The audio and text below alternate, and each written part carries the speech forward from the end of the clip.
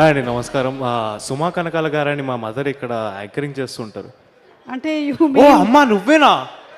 Array గుర్తుపట్టలేదు. ఈ pant ఇవన్నీ కొంచెం కొత్తగా ఉన్నాయి ఇంటికి రారా కదా. నీ సంగతి చెప్తాను నేను. అంటే నువ్వు మీ ఎంతైనా నాన్న కూడా- దొరకవు, నువ్వు ఎంతైనా దొరకవు కదా అని చెప్పి ఇక్కడ జేఆర్సీ దగ్గర లేకపోతే శిల్పకళా వేదికలో ఉంటాయేమో అని వచ్చాను ఇక్కడికి. నువ్వు దొరుకుతున్నావారా నాకు?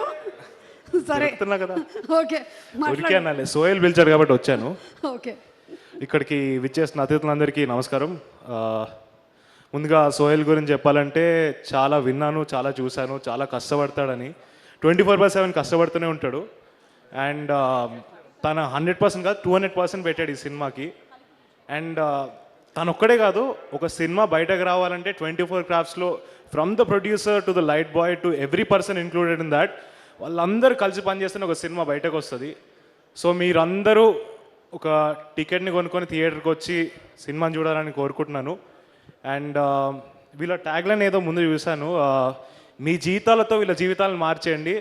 వీళ్ళందరి జీవితాలు అంటే ప్రొడ్యూసర్ దగ్గర నుంచి లైట్ బాయ్, ప్రొడక్షన్ బాయ్, అందరి జీవితాలు మార్చచ్చు మీరు. సో కంపల్సరీ థియేటర్కి వచ్చి సినిమాని చూడండి. And I really wish Sohel and the whole team of Bootcut Balaraju all the very best. Thank you so much.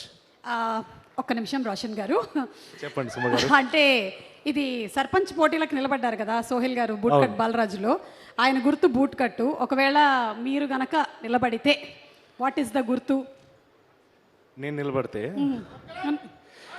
నేనైతే నీ ఫోటో పెట్టేసుకుంటానమ్మా, సరిపోద్ది. నమస్కారం, థ్యాంక్ యూ అండి వచ్చినందుకు, ధన్యవాదాలు. ఇంట్లో కలుస్తాంగా ఇప్పుడు. మీరే చెప్పాలి, మీరు చెప్పాలి. మీరు అవైలబుల్గా ఎప్పుడు ఉంటారు? నెక్స్ట్ టైం కూడా ఇలా ఏమైనా ఫంక్షన్కి వచ్చేస్తా. థ్యాంక్ యూ, నువ్వు అక్కడివి చాలరా.